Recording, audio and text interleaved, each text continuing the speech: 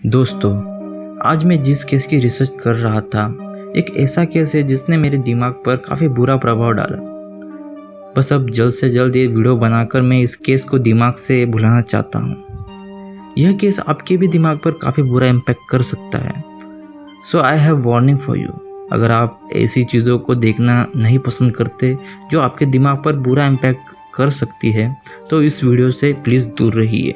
इस केस में मैंने जब रिसर्च की तब मुझे बहुत से ऐसे क्राइम सीन के इमेजेस देखे जिसे यकीन कर पाना मुश्किल था कि ये सब किसी हमारी तरह दिखने वाले इंसान ने ही किया हो।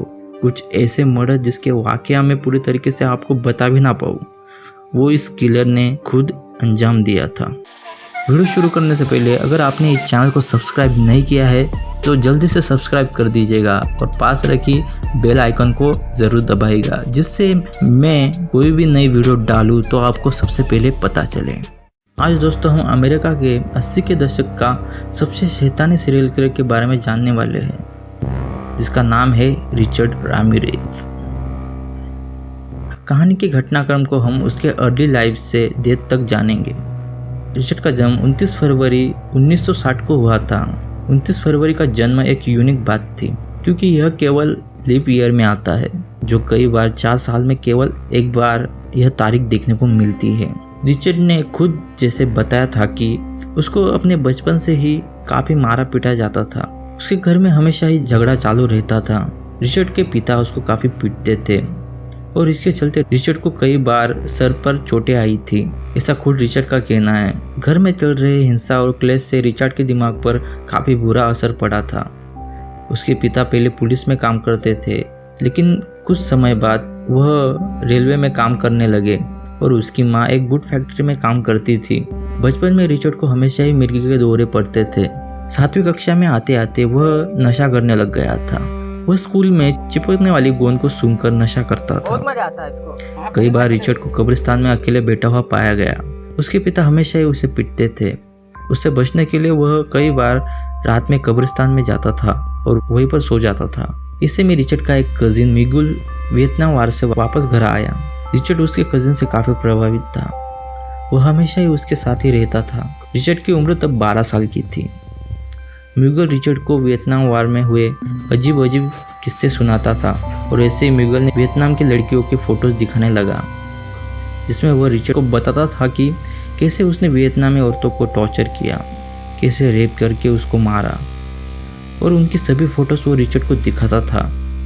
तब रिचर्ड केवल 13 साल का था। रिचर्ड के कजिन मिगुल ने एक ऐसे घरेलू झगड़े में उसकी वाइफ को चेहरे पर गोली मार दी और यह सब वाकया रिचर्ड के सामने हुआ था, जिसके बाद मिगुल को जेल हो गई। रिचर्ड को तब तक काफ़ी बुरी आदतें लग गई थी। वह दूसरों के घरों में जाकर चोरी करने लग गया था और इन्हीं आदतों की वजह से उसको हाई स्कूल से निकाल दिया गया, जिसके बाद रिचर्ड लॉस एंजल्स को शिफ्ट हो गया। लॉस एंजल्स में उसका बड़ा भाई रहता था। उसका बड़ा भाई भी चोरी ही करता था। रिचर्ड को उसने ही चोरी करने की नई नई तरकीबें सिखाई। उसका बड़ा भाई स्तन को पूछता था, मतलब शैतान और काला जादू की प्रक्रिया अपने घर में अपनी पत्नी के साथ करता था, जिसका असर रिचर्ड पर काफ़ी ज़्यादा हुआ और रिचर्ड भी शैतान को मानने लग गया। ऐसे चलते उसको कोकेन ड्रग की आदत पड़ गई। उस समय वो ड्रग्स को इतना आदी हो गया था कि पुलिस उसको कई बार अरेस्ट करके महीनों तक जेल में डाल देती थी। जेल से छूटने के बाद रिचर्ड फिर चोरी करता था और चोरी की चीज़ें बेचकर जो पैसे मिलते थे उससे वो कोकेन खरीदता था। कुछ महीनों बाद वह एक होटल में नौकरी पर लग गया, लेकिन वहाँ पर भी रिचर्ड अपनी आदतों से बाज नहीं आया और उसको उसी होटल के एक गेस्ट की वाइफ से रेप करते हुए पकड़ा गया, जिसके बाद उसके पति ने उसे काफ़ी ज़्यादा पिटाई करके वहाँ से निकाल दिया। रिचर्ड अब जवान हो गया था और उसके कजिन ने जैसे उसके दिमाग में लड़कियों और औरतों के बारे में बताया था, वह उसकी फैंटेसी करने लगा था और यही बेचैनी आगे चलकर इतने भयानक गुनाह को अंजाम देने वाली थी। रिचर्ड ने पहला मर्डर 28 जून 1984 में किया, जहाँ एक 79 साल की जेनी विनको, एक वृद्ध महिला थी, वह उसके घर में रात के समय खिड़की से अंदर गया था और जिसके बाद जेनी को उसने सेक्सुअली असल्ट करके इतनी बुरी तरीके से चाकू शरीर में मारे हुए थे कि पुलिस की भी रूह कांप उठी थी। जेनी का सर उसके धड़ से अलग कर दिया था, जिसके बाद उसने वहाँ पर रखे पैसे और कुछ कीमती सामान लेकर वहाँ से फरार हो गया था। जिसके 9 महीने बाद 17 मार्च 1985 में फिर एक बार रिचर्ड एक घर में घुस गया जहाँ पर एक कपल रहते थे। रिचर्ड ने बाहर खड़ी 22 साल की मारिया हर्नांडेज पर साथ रखी हुई पिस्तौल से गोली चलाई, लेकिन इस गोली के चलने से पहले ही मारिया गैरेज के दरवाजा बंद करके वहां से भाग गई। रिचर्ड इससे बहुत गुस्सा हो गया और वह चोरी के इरादे से घर में घुस गया। वहां पर उसे मारिया का रूममेट डेले योशी ओकाजाकी जो 34 साल का था वह वहां पर दिख गया, लेकिन वह भाग जाए उससे पहले ही रिचर्ड ने उस सर में गोली मार दी, जिससे उसकी तुरंत ही मौत हो गई। रिचर्ड के हाथ से मारिया भाग गई थी, इसलिए उसको बहुत गुस्सा आ रहा था और ऐसे ही केवल 1 घंटे के अंदर ही उसको अपना दूसरा शिकार मिला। 30 साल की तस्नाई लियान यू जो अपने कार में बैठी हुई थी, उसको रिचर्ड ने 2 गोली मारी और वहां से भाग गया। तसाई को हॉस्पिटल ले जाते ही उसकी मौत हो गई। उसी दिन रिचर्ड ने तीसरा मर्डर भी अटेम्प्ट किया था, लेकिन उसमें सफल नहीं हुआ। एक ही दिन में 3 मौत से कैलिफोर्निया की न्यूज़ में रिचर्ड का नाम तो नहीं, लेकिन कर्ली लंबे बाल वाला इंसान जिसकी आंखें किसी शैतान जैसी फैली हुई है और आड़े तिरछे दांत, ऐसे उसका वर्णन न्यूज़ चैनल में आने लगा। अगली घटना 27 मार्च 1985 में अंजाम दी गई, जहां पर रात के 2 बजे रिचर्ड घर के अंदर घुस गया। अंदर घुसते ही वह बेडरूम में गया और 64 साल की विंसेंट जज्जरा जो सोई हुई थी उसको सर में गोली मार दी, जिससे उसकी वहीं पर मौत हो गई। पास में सोई हुई विंसेंट की पत्नी जाग गई। मैगजीन की उम्र 44 साल थी। रिचर्ड ने मैगजीन को बहुत बुरी तरीके से पीटना शुरू कर दिया और उसको बेड से बांधकर उसको कीमती सामान कहाँ रखा है ये पूछने लगा। जब रिचर्ड वह सामान ढूंढने दूसरे रूम में गया, तभी मैगजीन ने अपने हाथ खोलकर उसके बेड नीचे छुपाई हुई पिस्तौल निकाली और जैसे ही उसने रिचर्ड पर फायर किया तब उसे पता चला कि गन लोडेड ही नहीं थी। रिचर्ड को इससे बहुत गुस्सा आया और उसने 3 बार पिस्तौल से गोलियां मैगजीन के अंदर उतार दी। इतने में उसका गुस्सा शांत नहीं हुआ। वो किचन में गया और वहां पर रखा हुआ चाकू साथ ले आया, जिसके बाद मैगजीन के शरीर पर इतनी बुरी तरीके से खोपना शुरू किया कि उसके शरीर के कुछ अंग उधड़कर बाहर निकल आए थे। इतने पर ही वह रुकने वाला नहीं था। उसने मैगजीन की आंखें बाहर निकालकर उसके पास रखे एक ज्वेलरी बॉक्स में उसे रख दिया। Then he six with eye sockets. जब पुलिस आई तो उनकी आंखें फटी की फटी रह गई थी।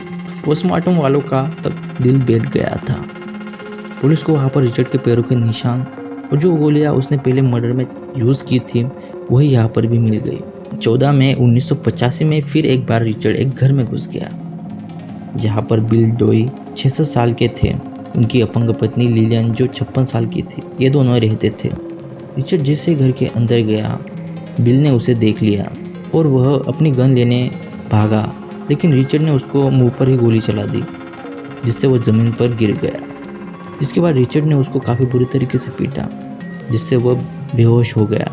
इसके बाद रिचर्ड उसकी पत्नी के बेडरूम में गया, जहाँ पर रिचर्ड ने उसको थंब कप से बांधकर उसका रेप किया और उसके बाद कुछ कीमती चीज़ें चुरा कर वहाँ से भाग गया। बाद में बिल को हॉस्पिटल ले जाया गया, जहाँ पर मल्टीपल इंजरी होने की वजह से वह मारा गया। 29 मई 1985 को रिचर्ड एक चुराई हुई कार से एक घर के बाहर रुक गया, जहाँ पर मैबल बेल जिसकी उम्र 83 साल और उसकी अपंग बहन नेटी लैंग जो 81 साल की, ये दोनों रहते थे। केवल 2 वृद्ध महिला होने की वजह से रिचर्ड आसानी से घर में घुस गया और अंदर जाते ही दोनों को टेप से बांध दिया। जिसके बाद वह किचन में जाकर एक हैमर मतलब हथौड़ा ले आया और दोनों को हथौड़े से पीटने लगा। जिसके बाद बेल को उसने एक टूटी हुई इलेक्ट्रिकल वायर से शॉक दिया और वो तब तक देता रहा जब तक कि वो बेहोश ना हो जाए। जिसके बाद अपंग लैंग का उसने रेप किया और उसके थाई पर उसने बेल की लिपस्टिक से एक पेंटागन ड्रॉ किया और उसके घर के दीवार पर भी सेम पेंटागन ड्रॉ किया, जो कि शैतान की एक निशानी है। जिसके बाद लैंग जिंदा तो थी लेकिन कोमा में चली गई थी, पर बेल को बहुत सारी इंजरी होने की वजह से उसकी मौत हो गई थी। उसके दूसरे ही दिन रिचर्ड वही सेम गाड़ी लेकर एक घर के सामने रुक गया, जहाँ पर 42 साल की कैरोल काइले और उसका 11 साल का बेटा रहता था। रिचर्ड ने कैरोल को गन पॉइंट पर उसको और उसके बेटे को हैंडकप से बांध दिया। इसके बाद उसने कैरोल को खोल दिया और उससे पूछने लगा कि उसने घर में कीमती सामान कहाँ रखा है। इसमें रिचर्ड ने कई बार कैरोल के साथ रेप किया और कैरोल जैसे ही उसको देखती थी रिचर्ड गुस्सा हो जाता था और कहता था कि मुझे तुम ऐसे मत देखो वरना मैं तुम्हारी आंखें निकाल दूंगा। जिसके बाद उसने वापस कैरोल को बांधकर वहाँ से भाग गया। 2 जुलाई की रात को वही कार में वो फिर से घर में खिड़की के सहारे अंदर घुस गया, जहाँ पर 75 साल की मैरी लुइस अकेली रहती थी। वह अपने बेडरूम में सो रही थी। तभी रिचर्ड ने बेडरूम में रखे हुए लैंप से उसके सर में दे मारा। उसके बाद किचन से बच्चर चाकू लेकर कई बार उसने उसके शरीर पर मारे, जिससे वह वहीं पर ही मारी गई। अगली घटना 5 जुलाई 1985 को हुई, जहाँ पर एक घर को तोड़कर रिचर्ड अंदर घुस गया, जहाँ एक 16 साल की विटनी बैनेट रहती थी। वो अपने बेडरूम में सो रही थी। तभी रिचर्ड ने टायर आयरन रॉड से उसके सर में मारा, जिसके बाद वह किचन में जाकर चाकू ढूंढने लगा, लेकिन वहाँ पर कोई चाकू नहीं मिला। इसलिए रिचर्ड ने बेडरूम में रखे हुए टेलीफोन वायर से उसका गला घोटने लगा, लेकिन उसको उस फ़ोन के कॉर्ड में कुछ चिंगारियाँ उड़ती दिखी, जिससे रिचर्ड घबरा गया और उसे ऐसा लगा कि जीसस क्राइस्ट खुद उस लड़की को बचाने वहाँ पर आए हैं। इसलिए वो वहाँ से भाग गया। बाद में उस लड़की को हॉस्पिटल ले जाया गया, जहाँ पर उसको 478 से ज़्यादा टाँके लग गए। 7 जुलाई 1985 को वह रैंडमली एक घर में घुसा, जहाँ पर उसने लूटपाट की और वहाँ पर रहने वाली 61 साल की लूसीली नेल्सन को इतना पीटा कि उसके चेहरे पर उसके जूते के निशान छप गए थे। उसके बाद 2 और घरों में लूटपाट करके उसी रात एक और घर में घुसा। रिचर्ड घर में घुसकर सोफी को गन पॉइंट पर उसका रेप किया और उसके बाद उससे गहने और पैसे ले लिए। जब सोफी ने कहा कि मैंने सब कुछ तुमको दे दिया है, तब रिचर्ड ने शैतान की कसम खाने को उसे बोला। 20 जुलाई 1985 को रिचर्ड ने एक मैनचेटे खरीदा। उसके बाद एक गाड़ी चुरा कर वो भाग गया, जिसके बाद उसने फिर एक घर को चुना, जहाँ पर 68 साल के मैक्सॉन और उसकी 66 साल की पत्नी लेला रहती थी। दोनों रात को बेडरूम में सोए हुए थे। रिचर्ड ने बेडरूम में जाकर मैनचेटे दिखाकर दोनों को बंदी बनाया और फिर बाद में दोनों को गोली मार दी। उसके बाद उसी मैनचेटे से दोनों की बॉडीज के टुकड़े कर दिए, जिसके बाद घर में रखी हुई कीमती चीज़ें लेकर वह भाग गया।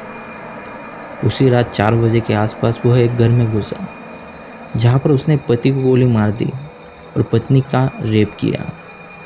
उसका 8 साल का बच्चा था, उसे भी रिचर्ड ने टेप से बांध कर रखा हुआ था। जिसके बाद उस औरत को घर में कीमती चीज़ें कहाँ रखी गई है यह पूछने लगा और बार बार शैतान की कसम खाने के लिए बोल रहा था कि तुम मुझसे कुछ छुपा तो नहीं रही हो। 6 अगस्त 1985 को रिचर्ड फिर एक घर में घुसा, जहाँ पर यंग कपल रहते थे, जिनका नाम क्रिस और वर्जीनिया, जिसकी उम्र 27 साल थी। दोनों रात में अपने बेडरूम में सो रहे थे। तभी रिचर्ड ने वर्जीनिया के चेहरे पर गोली चलाई, जिसके बाद क्रिस उठ गया। रिचर्ड ने क्रिस के गर्दन पर गोली चलाई और वहाँ से भागने लगा, लेकिन क्रिस ने उसको पकड़ लिया। दोनों में काफ़ी हाथापाई हुई। रिचर्ड ने फिर 2 फायर किए, लेकिन क्रिस उससे बच गया। इसका मौका देखकर रिचर्ड वहाँ से भाग गया। खुशकिस्मती से उस कपल की जान बच गई थी। 8 अगस्त 1985 को रिचर्ड चुराई हुई कार को लेकर फिर एक घर में घुसा, जहाँ पर 27 साल की सकीना एब्रॉथ और उसके 31 साल के हस्बैंड इलियास रहते थे। रात के करीब 2:30 बजे उनके बेडरूम में वह घुस गया। बेडरूम में दोनों सो रहे थे। इस बार उसने इलियास मतलब पहले पति के सर में गोली मारी और वह वहीं पर मर गया। जिसके बाद सकीना को उसने काफ़ी पीटा और उसको बांध दिया। उसके बाद उसके कीमती चीज़ों के बारे में उसे पूछने लगा। इस दौरान उसने कई बार उसका रेप किया। उसको वो बार बार ये कह रहा था कि शैतान की कसम खाओ, तुम चिल्लाओगी नहीं। इतने में उसके 3 साल का बेटा वहाँ पर आ गया। रिचर्ड उस बच्चे को हैंडकप से बांध देता है और उसके बाद उसके सामने ही सकीना का रेप करता है। काम होने पर वह वहाँ से भाग जाता है। रिचर्ड हमेशा ही कत्ल करने के बाद उसकी क्राइम न्यूज़ देखता था, जिससे वह कोई भी सबूत पीछे नहीं छोड़ता था। वह हर वक्त मीडिया और न्यूज़ के टच में रहता था। 18 अगस्त 1985 को रिचर्ड एक घर में घुसा, जहाँ पर 66 साल का पीटर और उसकी वाइफ बारबरा रहती थी। जाते ही रिचर्ड ने अपने हर विक्टिम को मारने के लिए जो पैटर्न यूज करता था वैसे उसने पहले पीटर को हैंडगन से मार दिया। उसके बाद बारबारा जो 62 साल की थी उसके साथ रेप करके उसको काफ़ी बुरी तरीके से पीटा, जिसके बाद रिचर्ड ने उसके सर में गोली मारकर वहीं पर मरने के लिए छोड़ दिया। जाते जाते रिचर्ड ने उनके बेडरूम में वही पेंटागन बारबारा की लिपस्टिक से बनाया जो उसने प्रीवियस मर्डर में बनाया था। साथ में जैक द नाइफ ये भी लिखा। जब पुलिस वहाँ आई तो पुलिस को लिपस्टिक पर रिचर्ड के हाथ के निशान मिले जो पहले मर्डर से मैच हुए, और जिसके बाद पुलिस ने प्रेस कॉन्फ्रेंस रखी जिसमें बताया गया कि शहर में कोई सनकी किलर आ चुका है जो रात में ही हमला करता है। उस वक्त पूरा शहर उसके खौफ में रहता था। प्रेस और मीडिया ने तो उस किलर को द नाइट स्टॉकर नाम दिया था। 24 अगस्त 1985 को रिचर्ड शहर से 80 किलोमीटर दूर चला गया था जहाँ पर उसे एक घर मिला। वहाँ से उसने फिर एक कार चुराई और अपने अगले शिकार की तरफ वो चला गया। इस बार वह जिस घर में घुसना चाह रहा था उससे पहले ही 13 साल के जेम्स रोमेरो उठ गया और उसने जल्दी से अपने पेरेंट्स को भी उठा दिया। रिचर्ड ने यह सब देख लिया था और वो वहाँ से भाग गया, लेकिन जेम्स ने उसका पीछा किया और उसकी गाड़ी का कलर और नंबर देख लिया, जिसके बाद उसने पुलिस में रिपोर्ट दर्ज कराई। उसी रात रिचर्ड दूसरे घर में घुस गया जहाँ पर 30 साल की बिल कार्न्स और उसकी 23 साल की मंगेतर आइनेज रहती थी। रिचर्ड घर के पिछले दरवाजे से घुस गया और उसके बाद वो बेडरूम में गया।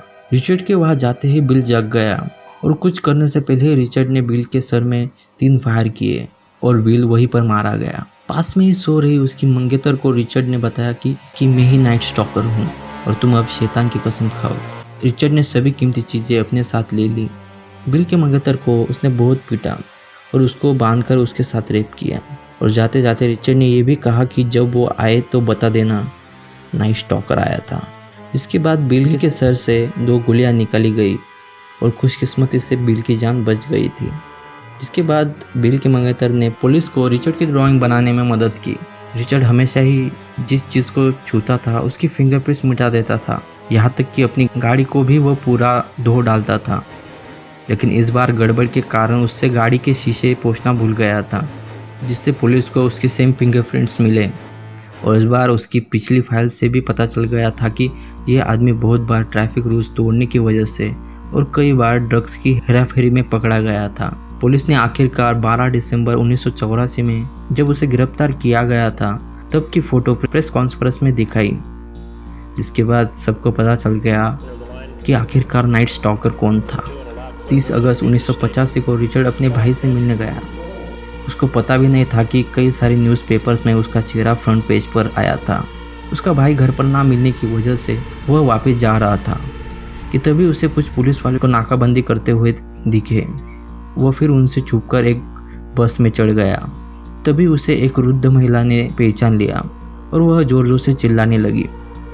रिचर्ड को इसका कोई अंदाज़ा नहीं था, लेकिन फिर उसकी नज़र न्यूज़पेपर रैक पर गई जहाँ पर हर न्यूज़पेपर में उसका ही चेहरा दिख रहा था।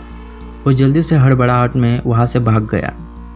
भागते हुए उसने एक महिला से कार चुराने की कोशिश की, लेकिन वहाँ पर खड़े लोगों ने उसको पकड़ने के लिए भागे। रिचर्ड फिर वहाँ से भाग गया। उसने 2 बार फिर दूसरी गाड़ी चुराने की कोशिश की, लेकिन वह उसमें नाकाम रहा। ऐसे में ही वह एक गाड़ी चुराते हुए लोगों के हाथ में लग गया। इसके बाद एक ने उसके सर पर एक मेटल रॉड से जोरदार प्रहार किया और जैसे ही वह रॉड लगी रिचर्ड जमीन पर गिर गया। जिसके बाद लोगों ने उसे इतनी बुरी तरीके से पीटा कि अगर पुलिस टाइम पर नहीं पहुंचती तो रिचर्ड वही मर जाता। रिचर्ड ने पुलिस का शुक्रिया अदा किया कि वह टाइम पर आ गई थी। जिसके बाद उसे 22 जुलाई 1988 को कोर्टरूम में लाया गया, जहाँ पर रिचर्ड को अपने हाथ से शैतान का निशान दिखाते हुए 2 सींग बनाते हुए देखा गया। जिसके बाद कोर्टरूम से जाते हुए उसने पर बना हुआ पेंटाग्राम और हेल शैतान चिल्लाते हुए देखा गया। 3 अगस्त 1988 को न्यूज़ रिपोर्ट्स में आया कि रिचर्ड कोर्टरूम में गन लेकर जाने वाला है और वहाँ पर एक जज को वह गोली मारने वाला है और वह उसकी प्लानिंग जेल में बैठकर कर रहा है। जिसके बाद जेल अधिकारियों ने उसकी सुरक्षा और बढ़ा दी। 14 अगस्त को कोर्टरूम के एक जज को गोली मारकर हत्या कर दी थी। इसकी वजह से पूरा कोर्टरूम सदमे में था कि यह सब रिचर्ड ने ही करवाया है। वह जेल के अंदर बैठकर यह सब करवा रहा है। लेकिन कुछ दिनों बाद यह पता चला कि उस जज को उसके ही बॉयफ्रेंड ने गोली मारी थी, जिसके बाद उसने वही पिस्तौल से खुद को ही गोली मारकर आत्महत्या कर ली थी। 20 सितंबर 1999 में रिचर्ड को 13 murders, 5 attempt to murders, 11 rape assaults और 14 लूटपाट के केस में दोषी पाया गया। इसके बाद उसको कैलिफोर्निया के गैस चैम्बर में मौत की सज़ा सुनाई। गैस चैम्बर में दोषियों को डालकर उसमें जहरीली गैस छोड़कर उनको मारा जाता है। जिसके बाद रिचर्ड को पूछा गया कि यह सुनकर आपको कैसा लगा, तब उसने कहा कि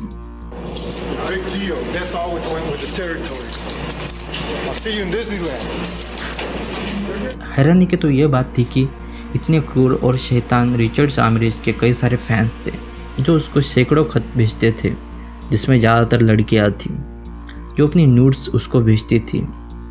उसमें से एक डोरिन लियोय सबसे बड़ी प्रशंसक थी, जिसने रिचर्ड को कुल 75 लेटर्स लिखे थे। करीब 3 साल ऐसे ही वह उसको खत लिखा करती थी। 1988 में रिचर्ड ने डोरिन को प्रपोज किया, जिसके बाद 3 अक्टूबर 1996 में दोनों ने जेल में ही शादी कर ली। डोरिन हफ्ते में 4 बार रिचर्ड से मिलने को जेल जाती थी। उसका कहना था कि जब भी रिचर्ड की मौत होगी उसी दिन वह भी सुसाइड कर लेगी। लेकिन जब रिचर्ड को एक 9 साल की लड़की का रेप और मर्डर के दोषी में पाया गया, तब डोरिन ने 2009 में रिचर्ड के साथ रिश्ता तोड़ लिया। जिसके बाद रिचर्ड एक 23 साल की क्रिस्टियन ली, जो पेशे से राइटर थे, उसके साथ एंगेजमेंट कर ली। रिचर्ड के कई सारे फीमेल फैन उसके मर्डर्स को यह कहकर समझाते थे कि उसके कई सारे विक्टिम वैसे भी बुढ़े होते थे, वो उनको ना भी मारता तो वैसे ही वह मरने ही वाले थे। इस अट्रैक्शन को एबिस्ट्रोफिलिया कहते हैं, जिसमें क्राइम करने वालों की तरफ अजीब सेक्सुअल अट्रैक्शन हो जाता है। इजी वे में समझाए तो मोस्ट ऑफ द गर्ल्स अच्छे लोगों के प्यार में पड़ने के बजाय किसी बुरे व्यक्ति मतलब कि बैड बॉयज़ के साथ प्यार करना ज़्यादा पसंद करती है। इसकी कई सारे वजह हैं, बट मोस्टली ये देखा गया है कि बैड बॉयज़ गुड बॉयज़ से आगे रहते हैं। Most of the girls want their relationship like movies. जैसे मूवीज़ में किसी हीरो को बहुत साहसी, गुंडों से लड़ने वाला और इजी तरीके से समझाया जाए। साउथ की मूवीज़ का कोई भी हीरो ले लो या हमारे वांटेड भैया, अब आपको समझ आ गया होगा कि most of the peoples have attraction with this serial killers. दूसरा रीज़न क्राइम की तरफ अट्रैक्शन भी होता है। हम कभी रियल किसी मर्डर करने वाले को अक्सर नहीं देखते, क्योंकि किसी का मर्डर करना इज़ नॉट ऑर्डिनरी थिंग जो हर कोई करता हो।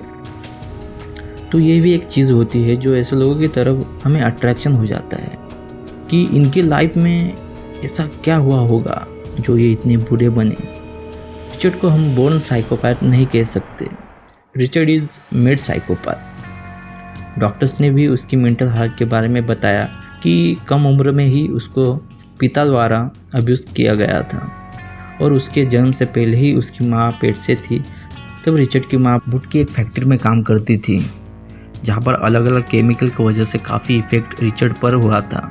रिचर्ड की फैमिली में सभी लोग कहीं ना कहीं क्राइम से जुड़े हुए थे, जिसे उसका कजिन म्यूगल, उसने वियतनामी औरतों की मरी हुई, टॉर्चर की हुई तस्वीरें दिखाई। रिचर्ड के सामने ही म्यूगल ने उसकी बीवी के चेहरे पर गोली मारी। रिचर्ड का भाई भी चोरी ही करता था और काला जादू और शैतान को पूजने वाला था, जिससे रिचर्ड और डार्कनेस की तरफ चला गया।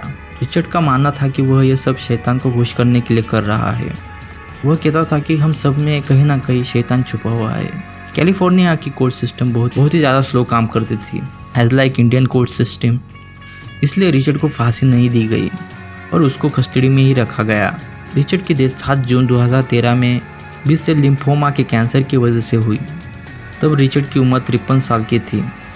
रिचर्ड की जब डेथ हुई तब भी उसकी 23 साल की सज़ा और बची थी।